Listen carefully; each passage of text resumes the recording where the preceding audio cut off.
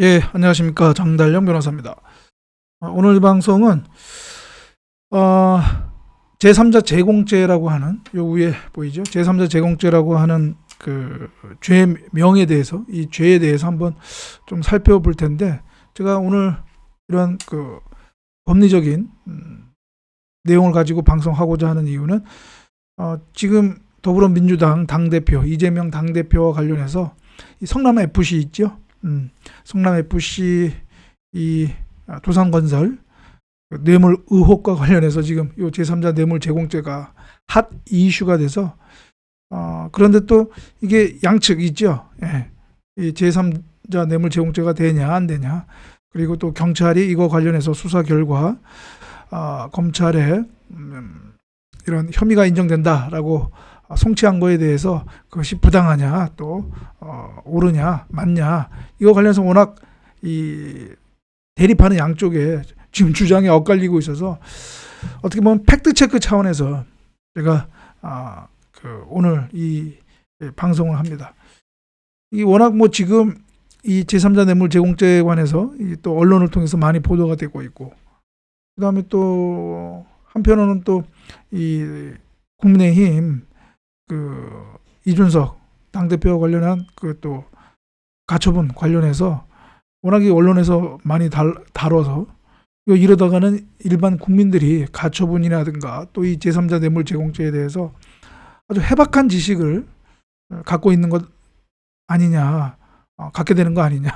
그러면 저와 같은 이런 변호사는 좀 이거 좀 그런 거 아닌가. 이거 변호사라는 직업이 이거 좀 그런 거 아닌가. 이제 그런 생각이 들 정도로 워낙 지금 언론에서 이거에 관해서 다루고 있기 때문에 오늘 이 방송을 통해서 한번 좀 정리를 할까 합니다. 그래서 이 방송을 보는 분들이 좀 객관적인 입장에서 좀 이렇게 판단을 하는데 도움이 됐으면 하는 마음에서 제가 하고 있는데요.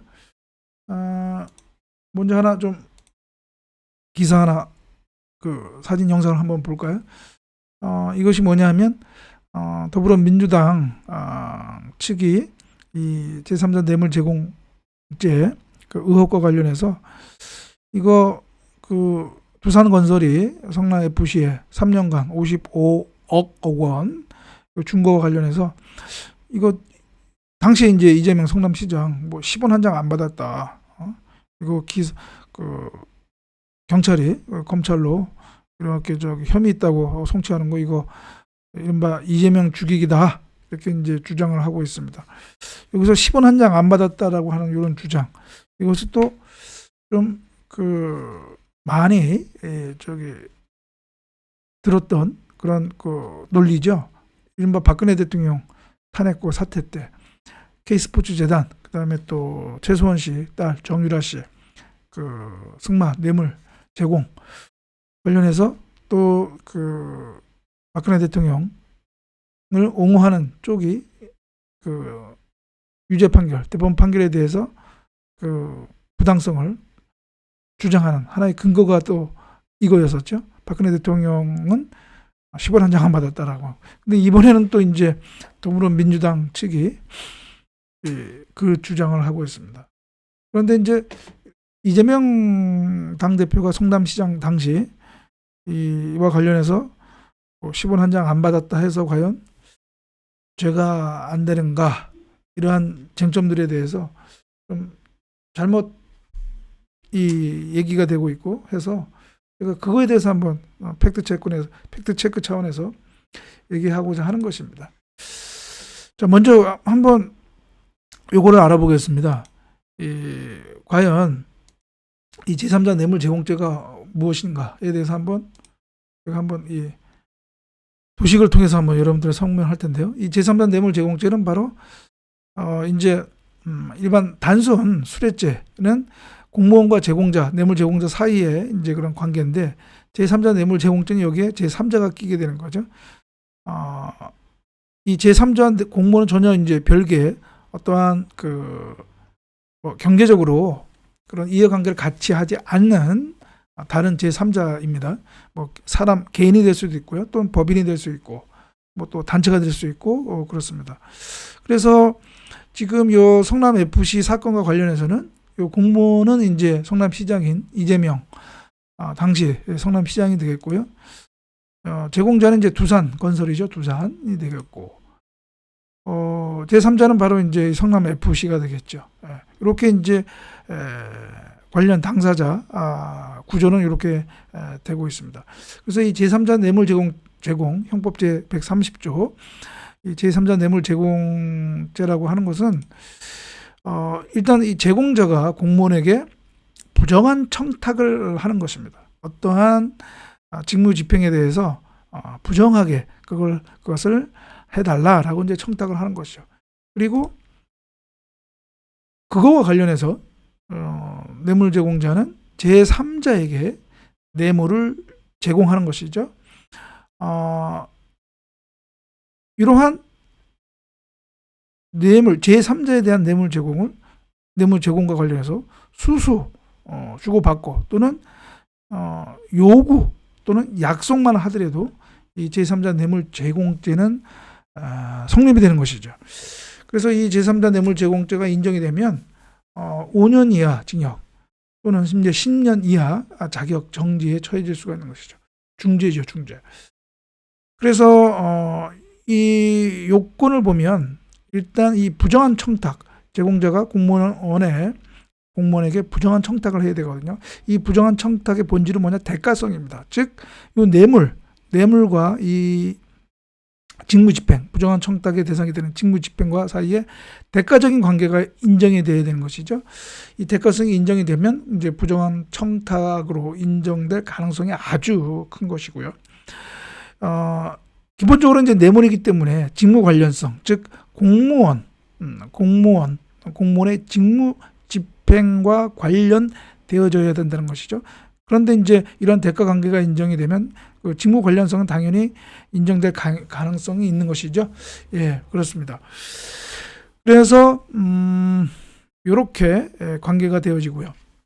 그런데 여기서 이제 지금 이렇게 다투어지는 거는 뭐냐하면 제가 조금 전에 그 사진으로 보여드렸다시피 공무원이 뭐 이 뇌물 뭐 단 1원도 여기서 수취하지 않았다라고 하는 것은 이 제3자 뇌물 제공죄 성립에 아무런 영향을 미치지가 않습니다. 예, 아무런. 만약에 여기서 얼마를 또 받았다면 그것은 이제 그 가액에 해당하는 만큼은 그 공무원은 단순 수뢰죄가 되는 것이죠. 예. 그러니까 이제 뭐 이 제3자 뇌물 제공죄에 있어서 이 뇌물에서 뭐 1원을 받았느냐 안 받느냐는 전혀 상관은 없다라고 하는 것이고요. 그 다음에 또 하나는 이것이 이제 그 광고료다. 그러니까 광고 계약에 따라서 두산이 성남 FC에 광고료를 준 것이다라고 하는 또 주장이 있습니다. 그러니까 그렇기 때문에 뭐 제3자 뇌물 제공이 성립이 될 수 없다 이렇게 주장하는데 그것도 잘못된 주장이다. 그러니까 잘못 이해한 것이다. 제3자 뇌물 제공죄를 잘못 이해한 것이다. 이 뇌물에 대해서 이 제3자가 이것이 뇌물인지 아닌지 그것을 인식할 필요도 없습니다. 예, 인식을 해야 뭐 제3자 뇌물 제공죄가 되는 것이 아니고요. 또 인식을 안 했다 하더라도 제3자 뇌물 제공죄가 되는 것입니다. 그리고 이 뇌물을 제공한 동기가 어떠하든 간에 또 그것은 상관이 없다라는 것입니다. 즉, 이 부정한 청탁으로서 이 뇌물이 제3자에게 교부가 되어지면 그것으로서 제3자 뇌물 제공이 되어지는 것이고요. 이 뇌물의 성격이라든가 명목 그것은 아무런 영향을 미치지 않는다라고. 그래서 이 사건에 있어서 두산이 설사 광고료 명목으로 두산 FC에 지급을 했다. 55억 원을 지급을 했다 하더라도 그것이 이 이른바 부정한 청탁과 대가 관계에 있다고 한다면, 즉 당시 두산 그 병원 부지의 용도 변경과 그것이 대가 관계였다라는 것이 인정이 되면 그것은 바로 제3자 뇌물 제공이 되는 것입니다. 그리고 이러한 부정한 청탁과 관련해서 양 당사자 사이에 명시적으로 그것이 청탁이 이루어지면 당연한 거고, 설사 명시적으로 인식을 못했다 하더라도 이른바 묵시적으로 양 당사자 간에 그러한 인식이 되어지면 부정한 청탁이라는 거에 대해서요, 그러면 또 제3자 뇌물 제공이 성립이 된다라고 하는 것입니다. 그래서 뭐 이재명 당시 성남시장이 여기서 1원을 받았느냐 안 받았냐, 그것은 영향을 미치지 않고, 또 거기에 대해서 이것이 형식상 명목상 광고료로 성남FC에 지급이 되었다 하더라도 그것 또한 제3자 뇌물제공죄가 성립이 되는데 영향을 미치지 않는다라고 하는 것입니다. 그래서 그렇고요. 요 사건에 있어서는 특히 이제 거기에 더해서 보통 프로축구에서 약 한 3년 동안 55억 원이라고 하는 이러한 그 금액이 광고료로 또는 뭐 홍보비로 지급이 되는 것은 상당히 이례적입니다. 특히 약 3년간 55억 원이면 제 경험상 이런 경우는 이른바 기업구단이 있죠. 기업구단의 모기업의 계열사가 그 기업구단, 프로축구 구단에 교부하는 경우이지, 전혀 상관없는 이 성남FC에, 두산으로선 전혀 상관이 없죠. 여기에 3년간 55억 원을 광고료로 지급한다고 하는 것은 상당히 이례적이고요. 그러면 그 55억 원이라고 하는 그 광고료가 어떻게 산정이 됐느냐, 그 산출 근거가 무엇이냐, 그냥 55억 그냥 준다? 이런 경우는 없고요.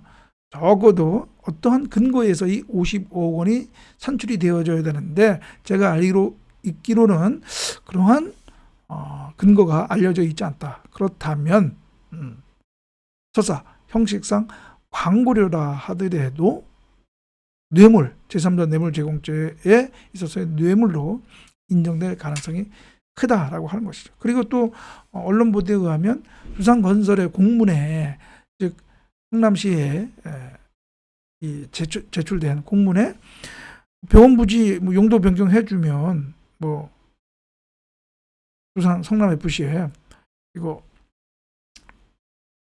후원금 지급하겠다, 이런 그 내용이 나왔단 말이죠. 그것은 이른바 이 부정한 청탁 대가성을 인정하는 아주 주요한 근거가 될 것이다 라고 하는 것입니다. 그리고 또 참고적으로 이 성남FC가 무슨 뭐 당시 성남시 산하 무슨 뭐 공공기관이다 이렇게 주장하는 사람들도 있는데요. 성남FC는 주식회사입니다. 영리법인.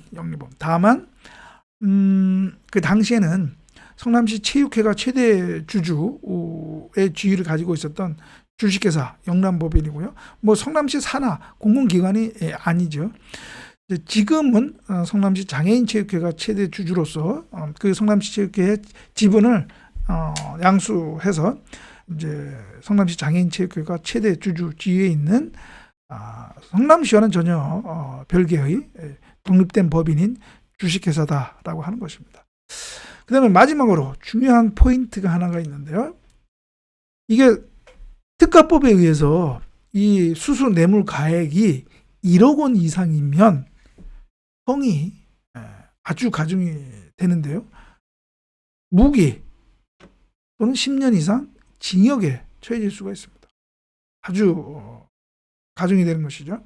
그리고 거기에 관련된 이 당사자, 이 공무원은 그 뇌물 가액의 2배에서 5배의 벌금형이 병가되어지도록 하고 있습니다. 특가법이. 그래서 만약에 정말 이 두산건설의 성남FC의 이 제3자 뇌물 제공 이거 혐의가 인정이 된다면 이 이재명 더불어민주당 대표는 일단 55억 원이니까요. 이 특가법이 적용될 가능성이 아주 크다 하는 것이죠.